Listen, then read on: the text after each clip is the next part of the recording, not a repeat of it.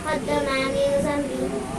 اگر کوئی ایمان اور اجر کی امید سے روزہ رکھتا ہے تو اس کے پچھلے چھوٹے چھوٹے گناہ معاف ہو جاتے ہیں.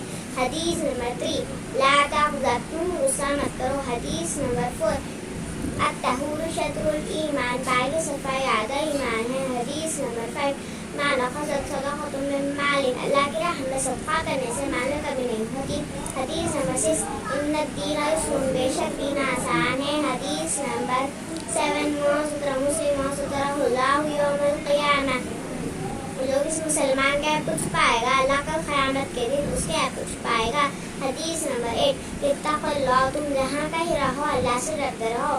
حدیث نمبر 9 لا یرحم اللہ من لا یرحم الناس جو لوگوں پر رحم نہیں کرتا اس پر رحم نہیں کیا جائے گا.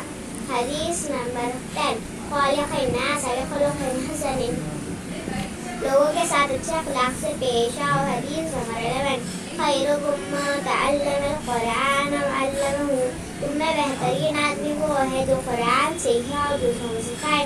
حدیث نمبر 12 اتق دعوت المظلوم تم لوگ مظلوم کی بددعا سے بچو. حدیث نمبر 13 لا يدخل الجنة قاطعون جو آدمی رشتوں کو توڑنے والا ہے وہ جنت میں داخل نہیں ہو سکتا. حدیث نمبر 14 الصدقۃ برہان صدقہ دلیل ہے. حدیث نمبر 15 البر حسن الخلق نیکی اچھے اخلاق کا نام ہے. حدیث نمبر 16 تہادوا تحابوا آپس میں تحفے دو اور محبت بڑھاؤ.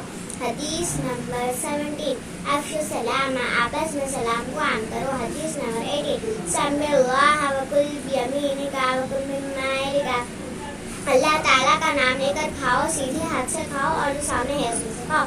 حدیث نمبر 19 کل معروف صدقۃ ہر اچھا کام صدقہ ہے. حدیث نمبر 20 یسروا ولا تعسروا لوگوں کے لیے آسانیاں پیدا کرو اور مشکلات پیدا مت کرو.